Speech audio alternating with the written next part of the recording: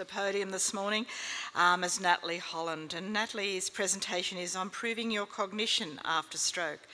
And Natalie is a senior occupational therapy team leader and senior neurological occupational therapist at Advance Rehab. And Advance Rehab is another organisation that the association has worked incredibly closely with for many, many years. And if those of you who are using our online groups would have enjoyed the Memory Mondays that we've been running in the past couple of months, because Advanced Rehab have offered their services to our members for free in regards to providing memory retraining. So a big welcome to the podium for Natalie. Thank you.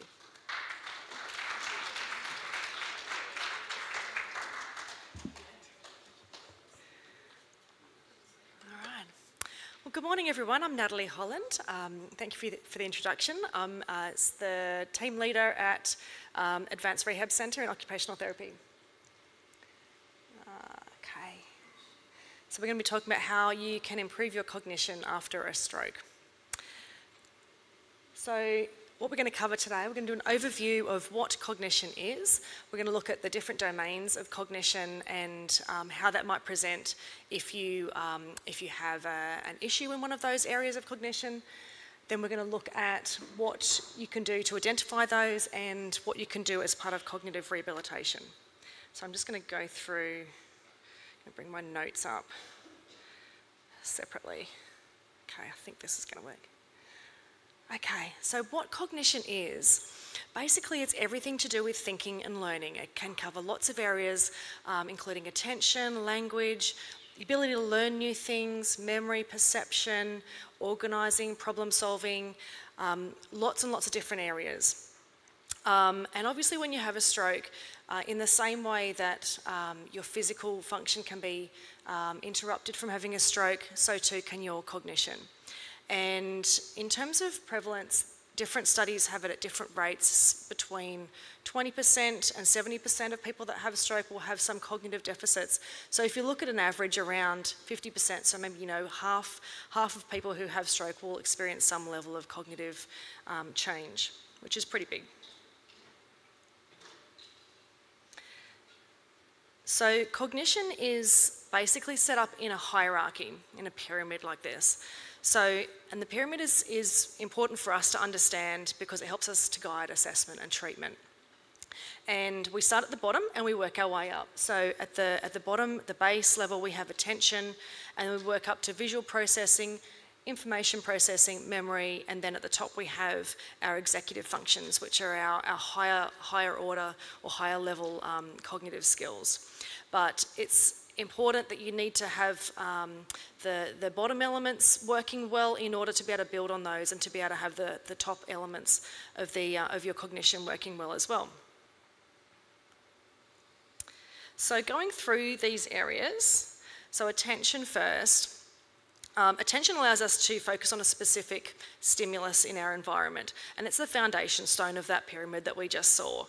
And a normal attention span for people, without having a stroke would be around 20 minutes. So the amount of time that you can focus on a task before you need to look up, have a little bit of a breather or a brain break. Now there's 4 different types of attention. You've got sustained attention, which is your ability to maintain focus on a particular task for a sustained amount of time. And that can also be thought of as being like concentration. Then you've got selective attention, which is your ability to focus on a task even when there might be background distraction going on. Then you've got alternating attention, which is your ability to switch between tasks. So for example, if you're making a cup of tea and toast, so you've got your focus on making, boiling the kettle and making that cup of tea, and then switching over to seeing where the toast is up to and then switching back again. So that's your alternating attention. And then divided attention, you can think of as being like multitasking. So, for example, an ability to be talking on your mobile phone whilst walking down the street. So some examples of when you might see attention deficits in someone could be things, it could present as things like being easily distracted, feeling a bit confused when there's a lot going on around, difficulty multitasking, finding attention is wandering more easily, getting mentally fatigued even after doing sort of short or small tasks, maybe losing track in the middle of a conversation, all those sorts of things. Okay, and then we move up the levels to visual processing, which is the brain's ability to make sense of what the eyes see. And this is also arranged in a hierarchy on its own. And you can see the levels there, things around like the foundation skills around how clearly you can see, like your visual acuity and your visual fields, and building up to attention and scanning, visual scanning, pattern recognition, visual memory, visual cognition at the top of that apex. But if you've got visual processing difficulties after a stroke, it might present in some of these sorts of ways. So perhaps if you've got difficulties scanning things around you, if you're reading, you might be missing words, or you might not be taking away the meaning of the text that you're reading. If you've got difficulties scanning while you're driving, for example, you're not going to be taking in everything around you, which might cause a bit of a risk issue. They might have difficulty finding something that's even directly in front of them because they're not scanning for everything in the environment. Maybe if someone's having difficulty maybe knocking things over or bumping into things, that could be a number of different things going on, but one of the things it could be is a change in depth perception, for example. So that's where it's just important to have an assessment. Okay, and the level above that is information processing. So this is the brain's ability to process and organise information. It involves taking in the information, creating meaning from it, and then selecting and activating an appropriate response from that information. So impairments in information processing, they become more obvious as the task demands are more complex. So where someone might be able to manage a task which is got maybe a single step instruction. If something becomes more complex, things start to unravel a little bit more. So some signs when someone might have difficulty with information processing could be they're having difficulty following a lot of information, taking longer to absorb information and learn new skills. They might be going off in tangents during conversation, or they might have difficulty in crowds or in busy environments. Then the next level up from there is memory. And a lot of people talk about having difficulty with memory. And memory is multifaceted, like all of these areas. And globally, it's divided into short and long-term memory. And within the short-term memory, you've got working memory, which is the temporary storage of information for a brief period in order to manipulate that and execute mental tasks. So, for example, doing a cumulative addition, where 9 plus 4 is 13, and then add 4 again, you've got to hold on to the 13 and then add the 4. So holding on to that information and being able to use it for more parts of the task. And then your longer term memory, obviously storing that information over a longer period of time.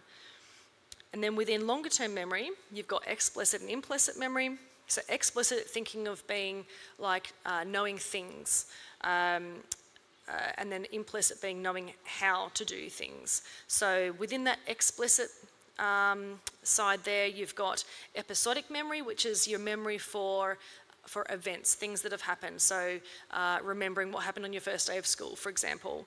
And then you've got semantic memory, which is your memory of words, of meaning of words, maybe general knowledge. And then in implicit memory, you've got procedural memory, which is the ability to remember how to do things. So remembering, for example, how to ride a bike, even though it might have been 20 years since you've ridden a bike. That's where the phrase comes from, I guess, you know. It's like learning like riding a bike. And emotional conditioning, which is your unconscious emotional memory. So signs of when you might have problems with memory. It's quite common for people to report difficulties in memory after having a stroke. And some of those issues might present as having difficulty remembering names, or maybe where you've put things in your house, getting lost in familiar places, maybe losing track of where the car is, things like that. Difficulty learning a new skill and forgetting to do things like your exercise program. and maybe forgetting even what you've just said in conversation, and maybe then repeating yourself. And interesting, like whilst it's common for people to report, they feel they've got difficulties in memory, but sometimes it may not be that it's memory itself. It can be sometimes difficulties in attention or in information processing, those levels below memory in that cognitive hierarchy that might actually be the issue. So that's where it comes back to needing to have a good comprehensive assessment. And then the top of that pyramid is your executive functions. So that's your higher order cognitive functions like emotional control, so keeping your feelings in check, abstract thinking, being able to think outside the box, self-monitoring, being able to have awareness of what you're doing and how well you're doing it and make changes if you need to.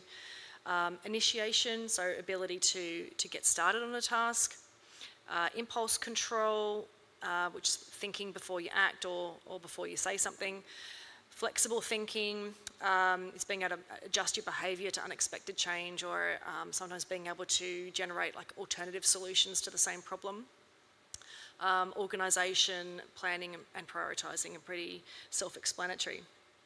So some signs of when people have difficulties in these areas could be having trouble setting goals, for example, having difficulty with foresight or anticipating what might happen in a situation and planning for that. Confusion when presented with a lot of choice, so like having difficulty with decision making, difficulty generating ideas, maybe difficulty with prioritising tasks so that they get things done. And then there are other factors that do contribute to cognitive difficulties as well to keep in mind. So if there's mood changes, anxiety, and they can be really common after a stroke, they might be affecting cognition as well. Fatigue is often a big issue, which does affect your cognition. Sorry, move that on. Medication can have an impact, and self-esteem and motivation as well. So, what can be done? I guess the first thing to note is don't ignore it. If yourself or a loved one are experiencing cognitive changes, talk to someone, talk to your GP, your neurologist. Often a good first point of call, if not your GP and neurologist, is an occupational therapist can do a cognitive assessment for you to determine exactly where those issues lie so that treatment can be targeted to the right areas. And then cognitive rehab, it involves a number of different sort of streams to it. You've got direct retraining of the affected skills, so once we find out what the domains are that are affected, we can target those and work on repetitive or practice those skills. Education around the issue, because awareness and insight are really important, and not just for yourself but for loved ones and carers. Making compensations, which are really important. I'm going to go through all these a little bit more in the following slides. And functional retraining, so application to everyday life. So cognitive rehab, in terms of like the process training, it's where you take the information that you've gathered from that assessment and you target the specific areas where you've found that there are difficulties. And it can take a number of different, you can go a number of different ways with that. You can do pen and paper based tasks, there are remedial games and computerised programs. And some of the programs that Jacinda just talked about would also cross over into the cognitive domain as well. And I was just using constant therapy with a client yesterday, and we use another one called Happy Neuron as a cognitive rehab computerised tool. Education, as I said, is really important to raise awareness and insight. We'd probably start with doing some general education around the brain and how that can be affected and change following stroke. And we provide feedback around the assessments that we've done and what the areas are that have shown deficits. And then information around what cognitive rehab is going to look like moving forward and what might be expected from them. Compensation training. So that's basically, I guess, the compensation is not trying to fix the cognitive deficit itself, but it's different ways of working around it and adapting. So environmental strategies is part of that. So that picture on the left, that's an example of where you might put labels on a wardrobe or drawers to indicate where to find clothes. Or you might put some high-vis markers on oven dials to assist with visual scanning, for example. And then external strategies, see there in the middle, is basically devices or aids that you might use to help you. And I know I use a lot of these myself, but they're helpful for everybody. So things like to-do lists, diaries, checklists, using the notes section in your phone, using the voice recording function in your phone, even to record the content of a neurologist appointment, for example, using calendars, alarms, week planners, all that sort of stuff. And then internal strategies are things that a person can do themselves, like internally, to assist their retention of information. So using, there you see an example of a mnemonic where they've used the letters to remember how, remember certain information. They might use visualization, they might use associations between things to help remember. And functional retraining, which is very much sort of bread and butter skills for OT. It's using functional tasks, using everyday tasks, which require the skills that you want to work on to assist that cognitive rehab. So some common tasks we might use might be grocery shopping, it might be meal preparation, computer-based tasks, day planning, week planning, that sort of thing. And then we can grade up the complexity of the tasks as the person shows improvement. So for example, if I chose something like grocery shopping, I might start with, sorry, I hadn't changed that screen. I might start with the person having a very short list of items on their grocery list. I might give them some assistance to help develop that list from what they need at home. And then we might choose to go to the shop at a time of day when we know it's going to be a bit quieter and there's not going to be as much distraction around. Then I could grade that up by having more items on the list, providing less assistance and prompting with developing the list, and then maybe going to the shop at a time of day when it's busier and there is going to be more going on and more distraction.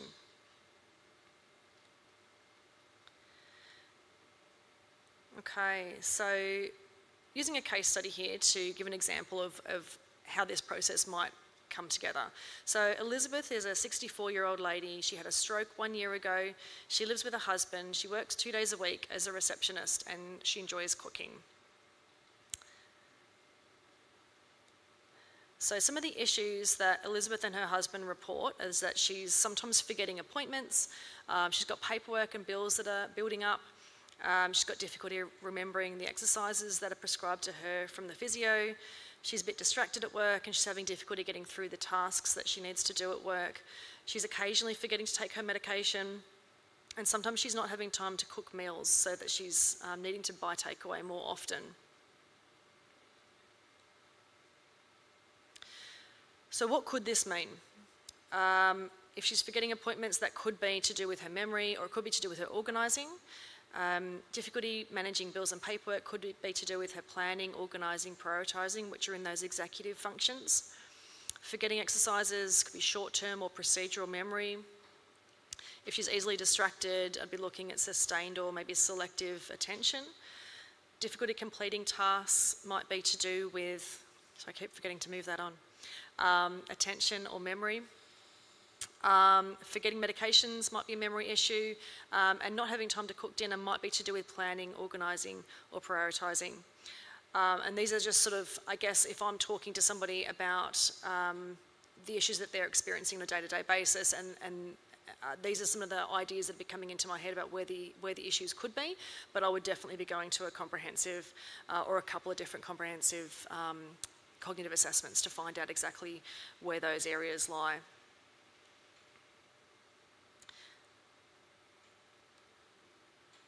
Okay, so if we look at just attention, for example, if we're looking at improving attention, so the areas that we're looking at and the different ways that we can do that. So within a process task, for example, Happy Neuron, as I mentioned before, is a computerized program that we use for cognitive rehab, which can target specific areas of cognition. So we might be building that up. We might start small, that you might work on that for 5 minutes a day, but then we can build it up towards, say, 30 minutes a day that you're working on this program at home. We might use paper and pen-based tasks. For example, we use something called Braintree, which includes a lot of options for activities. It might use comprehension tasks. It might be tasks such as writing a menu. Options are unlimited, really, but you'll be working on trying to stick with the task and focus on that for an extending amount of time. Education is going to be important, like always, to improve awareness and insight, and I guess for the individual to understand the need for the rehab and to use the strategies. If they're not on board, if carers and loved ones aren't on board, then it's not going to happen.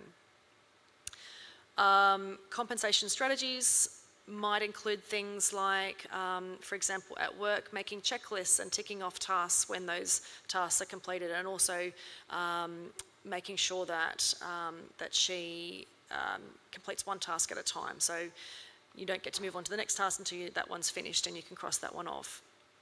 Maybe turning off music or TV if they're on in the background to avoid distraction. And some functional retraining might include, given that she's interested in cooking, you might look at following a recipe and following that all the way through, which is going to have that sustained attention as well as some selective and some alternating attention. And then maybe doing a meal plan for the week, which, given that she's having difficulty always making the meal, that might be an important thing to put in place.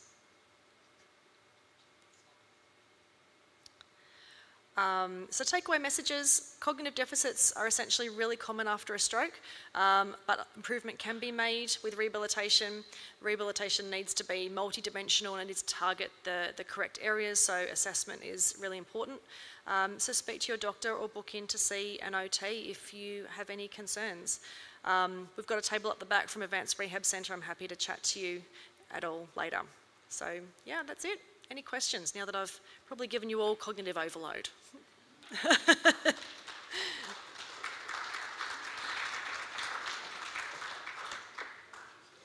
Thank you very much, Natalie. That was excellent. And I guess one of the things about coming to these sort of events is we start to get quite frightened about getting old and losing our cognitive skills, because it's part of growing older too, isn't it?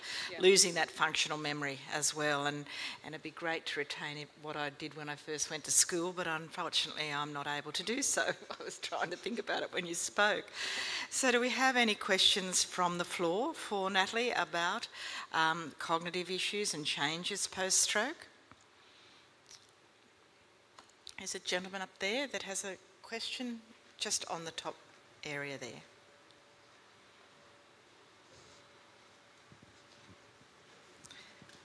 Sorry,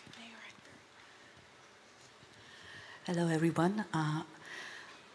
How should I say? It's not actually a question, but can I just take this opportunity to say that if people have some questions or would like to have discussion on visual processing, information processing, and compensatory strategies, yes, please, you're most welcome to come to our store here, the Guide Dogs, which we do quite a lot on vision rehabilitation. And then, yeah, we do have quite a number of strategies, on visual processing, information processing. Is that okay? That's fine. Yeah. Thank you. Ava, you have a question? Just here with Ava, please.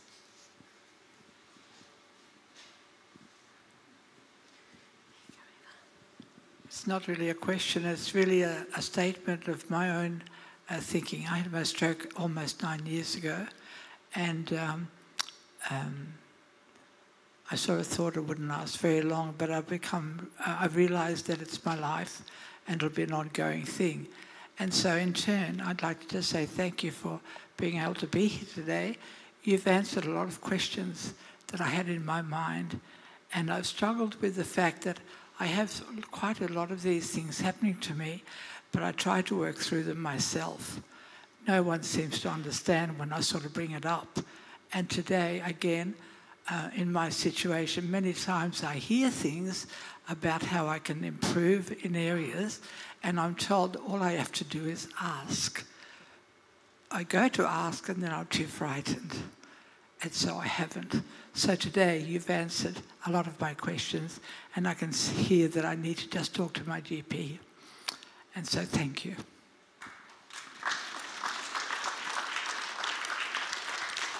Just time for one more question. Are there any questions online at all? No questions online? Anyone further from the room? No? Well, it just leaves me to say thank you very much, Natalie. That was an excellent presentation, and I hope everybody gets a chance to have a chat to you over lunch and also to look at your display up there as well. Thank you very much.